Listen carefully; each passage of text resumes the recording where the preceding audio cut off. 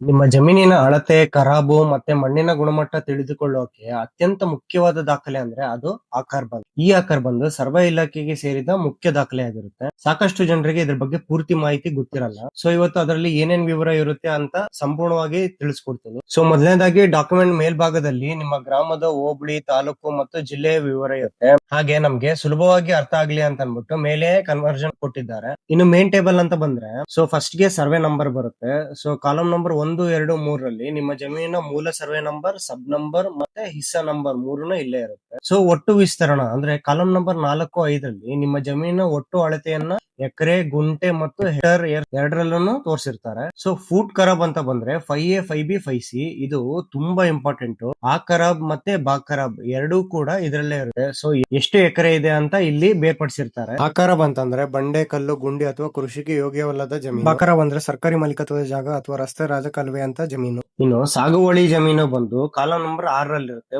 ಒಟ್ಟು ಜಮೀನಲ್ಲಿ ಖರಾಬ್ ಕಳೆದು ನಿಜವಾಗಿ ವ್ಯವಸಾಯ ಮಾಡಲು ಸಿಗುವ ನಿವ್ವಳ ಭೂಮಿ ಎಷ್ಟು ಅಂತ ಈ ಕಲಂನಲ್ಲಿ ಹೇಳುತ್ತೆ. ಸೊ ಆಕಾರ ಜಮೀನ ವರ್ಗೀಕರಣ 7ರಿಂದ 27ರವರೆಗೂ ನಿಮ್ಮ ಜಮೀನು ಶುಷ್ಕಿ, ತರಿ ಅಥವಾ ಬಗಾಯಿತು ಅನ್ನೋದನ್ನ ಹಾಗೂ ಮಣ್ಣಿನ ಗುಣಮಟ್ಟದ ಆಧಾರದ ಮೇಲೆ ಕಂದಾಯ ಎಷ್ಟು ಅಂತ ಇಲ್ಲಿ ನಿಗದಿ ಮಾಡಿರ್ತಾರೆ. ಸೊ ಒಟ್ಟು ಆಕಾರ ಅಂದ್ರೆ ಕಾಲಂ ನಂಬರ್ 28, 29ರಲ್ಲಿ ಕೊನೆಯಲ್ಲಿ ನಿಮ್ಮ ಜಮೀನಿನ ಒಟ್ಟು ವಿಸ್ತೀರ್ಣ ಮತ್ತು ಸರ್ಕಾರಕ್ಕೆ ಕಟ್ಟಬೇಕಾದ ಆಕಾರ ಅಥವಾ ಕಂದಾಯದ ಮೊತ್ತ ಇಲ್ಲಿರುತ್ತದೆ. ಆಕಾರ್ ಬಂದ್ ಬಗ್ಗೆ ಇನ್ನೂ ಹೆಚ್ಚಿನ ಮಾಹಿತಿ ಬೇಕು ಅಂದ್ರೆ ಕಮೆಂಟ್ ಮಾಡಿ. ಹೀಗೆಯೇ ಲ್ಯಾಂಡ್ ಡಾಕ್ಯುಮೆಂಟೇಶನ್ ಬಗ್ಗೆ ವಿಡಿಯೋಗಳು ಮುಂದುವರಿತಿರುತ್ತವೆ. ನನ್ನ ವಿಡಿಯೋಸ್ ನಿಮ್ಗೆ ಡೈಲಿ ತಲುಪಬೇಕು ಅಂತಂದ್ರೆ ಫಾಲೋ ಮಾಡೋದನ್ನ ಮಾತ್ರ ಮರಿಬೇಡಿ.